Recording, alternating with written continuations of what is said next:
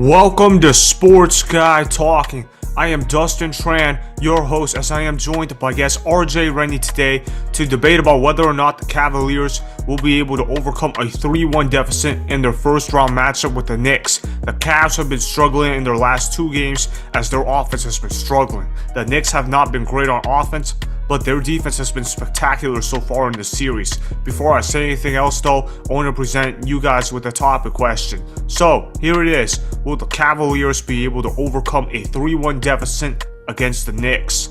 Well, that was a perfect setup into this entire series, Dustin, because this series has been nothing but defense and rebounding. I mean, the Game 3 score was 99-79. The Cavs became the first team this season to not score 80 points in a game. The only time that the team has eclipsed, I think, 110 was in Game 2 whenever the Cavs had a 20-point lead. There's not been too much offense in this entire series, but the team that has come out with the intensity defensively has gained the edge. Last night was really no exception to that rule and how the series has gone. The Cavs were able to bounce back from a 15-point deficit, took the lead briefly in the third quarter, and then eventually fumbled it away and were unable to get it back. And the lead just kind of grew. It started to at least 3, then it got to 5, then it was 7, and before you knew it, it was 2 minutes left in the game and the Cavs were down by 10 points. Can they come back? They've done it before. The Cavaliers have. The Cavalier jerseys have. I don't think a single player on this Cavaliers roster was on that team that came back from a 3-1 deficit in 2016. But the principle is there. The players are there. The talent is there. Specifically, the defense is there. There have been glimpses of this Cavaliers defensive prowess. A top 5 team rating in both offense and defense throughout the regular season. The defense is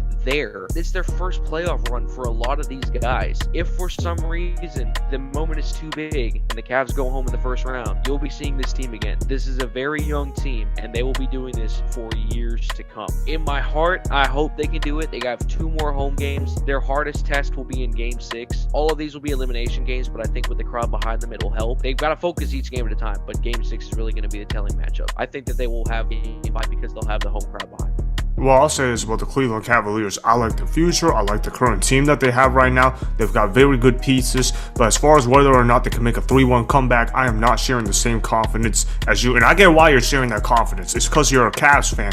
So that's one of the reasons why you feel so confident. But in all seriousness, though, you look at this Cavaliers team. They've been playing trash on offense throughout most of their first 4 games in the series. The New York Knicks have been looking like an elite defense. When you look at this New York Knicks team, they've got Jalen Brunson. They've got RJ Barrett. They've got Julius Randle, who, by the way, didn't really play the fourth quarter in yesterday's ball game. And the fact that the New York Knicks are finding ways to win games, that's a testament to the way that they've been coached and how they've been played. You look at these scores that the New York Knicks have been posting up, and Tom Thibodeau has probably got to be loving it because Tom Thibodeau is a hardcore defensive-minded head coach, and that's exactly what the New York Knicks have done. Their team has played to the embodiment of what Coach Thibodeau wants in his team, and that's playing great defense, and that's hustling, and that's getting rebounds. As far as offense, who really gives a care about offense? Because at the end of the day, Tom Thibodeau believes that if you play the best defense, you're going to win the game more often than not, and that's exactly what the New York Knicks have done. Have the New York Knicks played great on offense? No, they haven't. Have they even been all down on offense? Not really. I mean, outside of Jalen Brunson, outside of RJ Barrett, they're not necessarily getting a lot of production on the offensive side of the ball. Their bench is mostly filled with defensive pieces, not necessarily offensive pieces. But you look at this New York Knicks team, they've been playing consistently well on defense, and they've been finding ways to shut down Donovan Mitchell on the offensive side of the ball because Donovan Mitchell has not been able to shoot great basketball at all. He's been struggling throughout the series, particularly in Game 4. He was not very well. He didn't score a bucket until late in the second half in terms of second half buckets. And if they continue to do this, the series is going to be over rather quickly. Do I think the Cavaliers can win Game 5? Yes, I think they can do that because they got the home court and their roster is too talented to lose in 5 games. But as far as being able to come back from a 3-1 deficit, I don't see that happening. I don't see how they're going to beat the Knicks in Game 6 just because the home court advantage is just too much of an advantage for the New York Knicks to have. This New York Knicks team has been feeding off the home crowd all year long, and they're going to continue to do so. Yeah, obviously the momentum that the Cavs gained in Game 2 with that beatdown of the Knicks did not carry over into the Garden. So that's going to be the same type of thing whenever this Game 5 goes. It's going to be a clean slate. The Cavs need to go out and they need to find their offensive tone. Not only do the Cavs have to win, I think the Cavs have to put up 125 plus points. They have to put up some offensive numbers that we have not seen before since the LeBron playoff era. They need to show that they belong where they are because they haven't shown that so far. I will say this, and going into this series, just talking with some buddies of mine at work, I'm like, Jalen Brunson, who cares? You know, he's a role player for Mavericks that the Knicks overpaid. I have been sorely mistaken on the productivity of Jalen Brunson. He has outplayed Donovan Mitchell in this playoff series. With the exception of Game 1, Donovan Mitchell, I think, had like 36 points. He had 9 assists and 14 points in Game 2. Since then, he's been a non-factor. Jalen Brunson has been a factor in every single one of these games. But the X factor in this series, without a doubt, for both teams, has been off the bench. Karis LeVert off the Cavaliers bench. Now he started in Games 3 and 4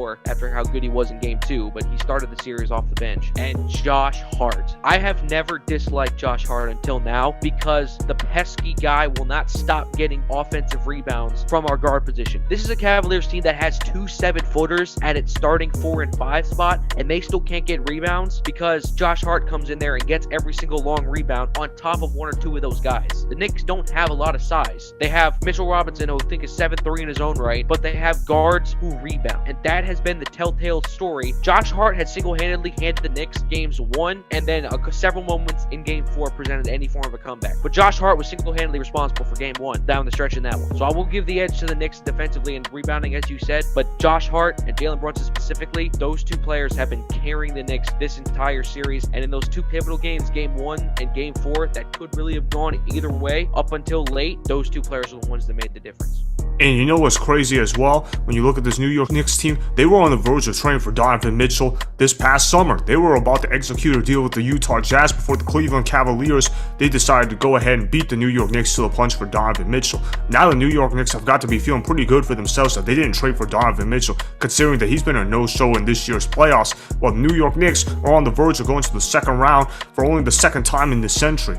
And when you look at this Knicks team, they're pesky, they're tough, they love playing basketball. Yeah, they might not put up the best numbers, but they know how to get stops. And in the playoffs, what's most consistent about basketball? Getting stops on the defensive end of the floor more often than not. And that's exactly what the New York Knicks have done. Their play has been so consistent in this playoffs that it's hard for me to believe that they're going to all of a sudden get significantly worse and blow a 3-1 lead. Do I think it could happen? I think it could, but I don't think it's going to be likely to happen. I think that the Cavs, they win Game 5. They got too much talent not to win Game 5 in Cleveland. But as far as Game 6, I think that the Garden will overpressure the Cleveland Cavaliers and they will not be able to play very well at the Knicks, while the New York Knicks are going to steamroll the Cavs in Game 6 of the NBA playoffs. That's what I think is going to happen. So I got the New York Knicks in 6 games. I don't got a 3-1 deficit being overcome.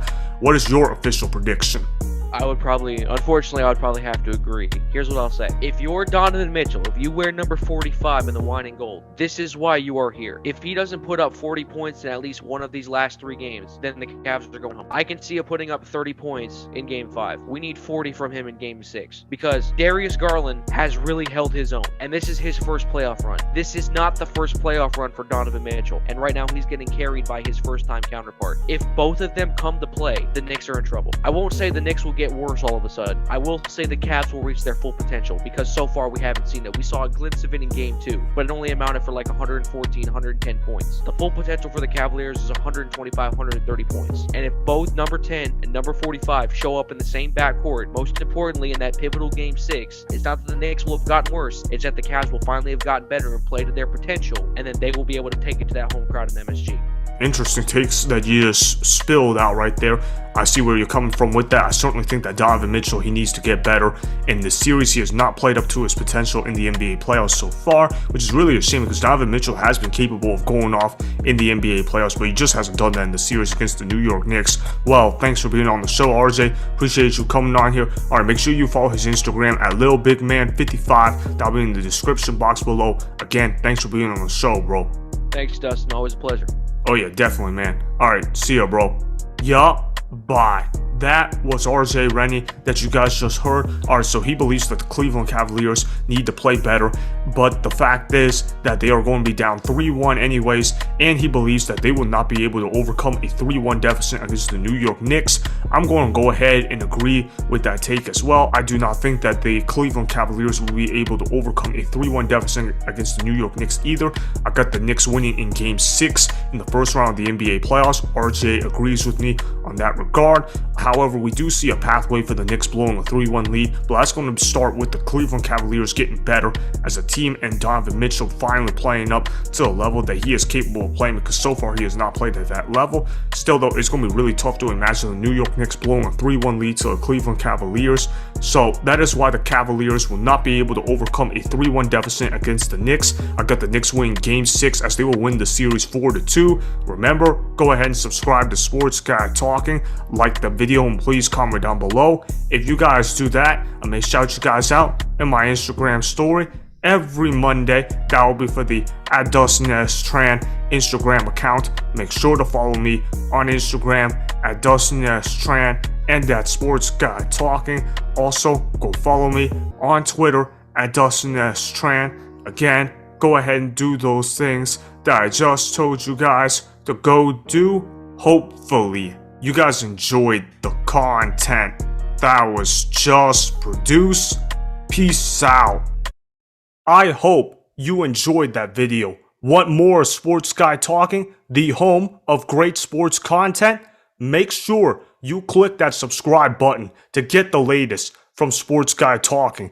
Go ahead and like the video, comment down below, check the description box on the video in order to follow my Instagram and Twitter. Also, be sure to check out more of the best clips from the YouTube channel, Sports Guy Talking.